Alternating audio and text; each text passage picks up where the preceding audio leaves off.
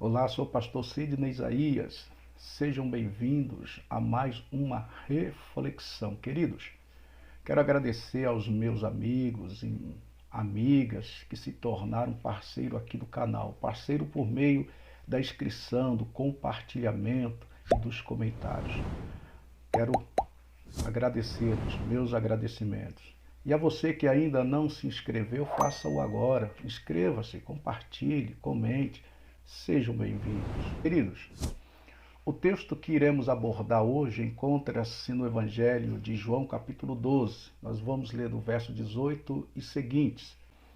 A ressurreição de Lázaro, queridos, aquele que fora tirado da sepultura depois de apodrecido, se tornara um fato irretorquível. O verso de número 18 disseram entre si: vejam o aproveito que nos dá a vida deste homem. Sim, do nada ele nos aproveita, visto que o mundo inteiro vai após ele. Verso 19: acontecia uma festa na cidade de Jerusalém. Ora, entre os que tinham subido a adorar na festa havia alguns gregos.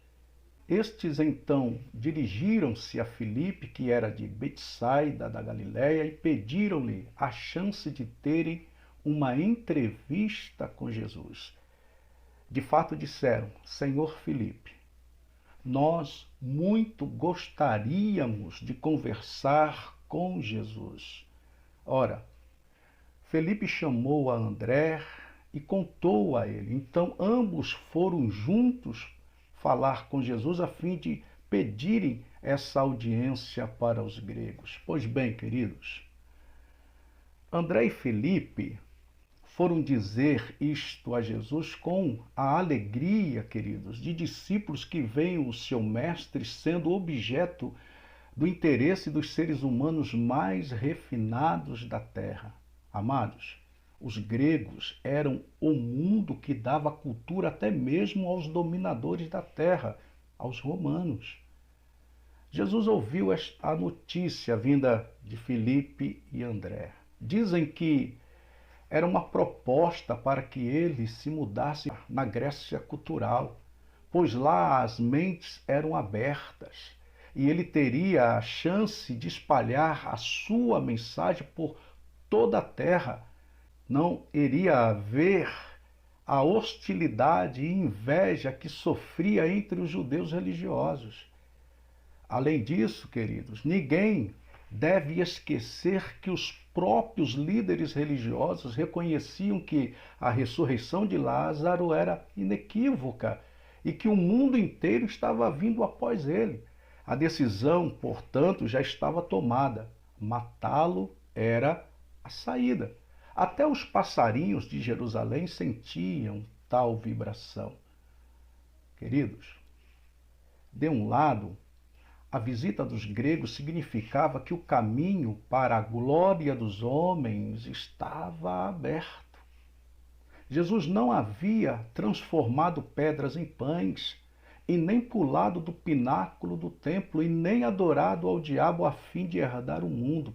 Queridos, era o mundo que vinha após ele. O caminho estava aberto pelas vias legítimas. Todo mundo ouviria a sua palavra e não haveria a cruz. E eis o dilema: entrar para a história como o mais maravilhoso de todos os humanos já existentes, ou morrer na cruz e dar muito fruto, porém sem vida física na história. Era a maior tentação, porque significava que o seu fascínio poderia seduzir toda a terra, sem sangue, sem morte e sem cruz. Jesus seria simplesmente o cordeiro imolado na eternidade, se negando a morrer no tempo. Seria a vitória definitiva do tempo sobre a eternidade e, por conseguinte, seria a vitória da morte como selo de todas as existências. O mundo seria ganho na mesma medida em que a eternidade acabaria. Posto assim, parece impossível ter sido de fato uma tentação. Afinal, quem trocaria a eternidade pelo tempo? Ora, queridos, todos nós trocamos de muitos modos e de muitas maneiras. E o fazemos todos os dias. Nossa maneira de viver privilegia o tempo, todo o tempo. O tempo é eternamente privilegiado por nós, contra nós mesmos, e como fuga da eternidade, amados. Portanto, não era tentação, era pior que isso. Era pulsação essencial, instintual. Era puro e justo instinto de sobrevivência, ou seja, um inalienável direito do ser humano, querido. Seria sadio e humano aceitar a oferta dos gregos. Desumano era ficar e ter que enfrentar as hienas comedoras de corpos de profetas. A tentação aqui se posiciona entre o instinto mais essencial presente no tempo, a vida, e o mais elevado e distante nível de percepção da vida, a consciência, amado. É na consciência que a voz da eternidade se faz ouvir e se faz presente, ou no coração, se preferir o termo. E será que, porventura, em Jesus, tais termos de relações existencial, psicológica, não estavam completamente harmonizados, visto não ter ele a psicose básica, a rachadura essencial, o pecado, o fosso mais profundo que possa existir? Aqui há puro mistério, pois aquele que não teve pecado, Deus o fez pecado por nós. Mas ele mesmo não pecou enquanto experimentou todas as nossas tentações, porém, sem pecado. O fato é um só. Foi assim o existir terreno de Jesus. E foi assim como todas as implicações do sentido de sobrevivência e de liberdade. Prova disso é que na hora de decidir acerca da proposta, sua alma mergulhou em angústia. Enfim, a cruz tinha que vencer o mundo, amados. A cruz tinha que vencer o tempo. A cruz tinha que vencer o direito à sobrevivência. A cruz tinha que vencer a razão. A cruz tinha que vencer a glória do homem. A cruz tinha que ser a glória de Deus. Por esta razão, respondeu-lhes Jesus, é chegada a hora de ser glorificado o Filho do Homem. A glória do Filho do Homem era dizer não a glória do mundo por amor ao sacrifício do Cordeiro pela criação antes de haver tempo.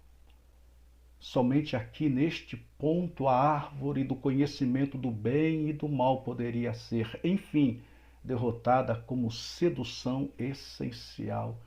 Morreriam aqui a razão, a lógica, como deusas da salvação da vida. A vida longa deixaria de ser a grande recompensa na terra como galardão. Aceitar aquele convite significaria que aquele que viera nos salvar havia ele mesmo estendido a mão não só à árvore do conhecimento do bem e do mal como escolha do fruto da sedução, mas pior que isso, significava comer também do fruto da árvore da vida e congelar o universo inteiro no círculo interminável, morte da morte. Jesus decidiu pelo curso da vida. Queridos, por isso ele disse, em verdade vos digo, se o grão de trigo caindo na terra não morrer, fica ele só. Mas se morrer, dá muito fruto. Quem ama a sua vida, perdê-la-á. E quem neste mundo odeia a sua vida, guardá-la-á para a vida eterna. E com isso ele se refere apenas a carregar em si a fome e sede de justiça, o espírito de pacificação, a capacidade de manter posições de justiça, de chorar, de limpar o coração, de ser humilde, pois esta foi a vida dos inconformados que odiaram as suas vidas neste mundo, os profetas. Odiar a nossa vida neste mundo é não aceitar o curso deste mundo como destino, Significa manter a mente em estado de inconformação para com a tirania estabelecida como lei e ordem. Significa discernir que há um espírito de engano e escravidão, nos dizendo que a vida é aquilo que Deus chama de morte. Mas assim como foi para Jesus, tal decisão é pura angústia para nós também, queridos. Pegar sementes de amor, vida, desejos, vontades, direitos, certezas morais, seguranças, preconceitos e toda sorte de sementes existentes à nossa alma e jogá-la ao pó da terra, ao caminho, ao acaso, abrindo mão, é tarefa suicida para a razão e para a sobrevivência. Mas é por tal tarefa em fé, fé naquele que dá vida à semente, é que se entra na vida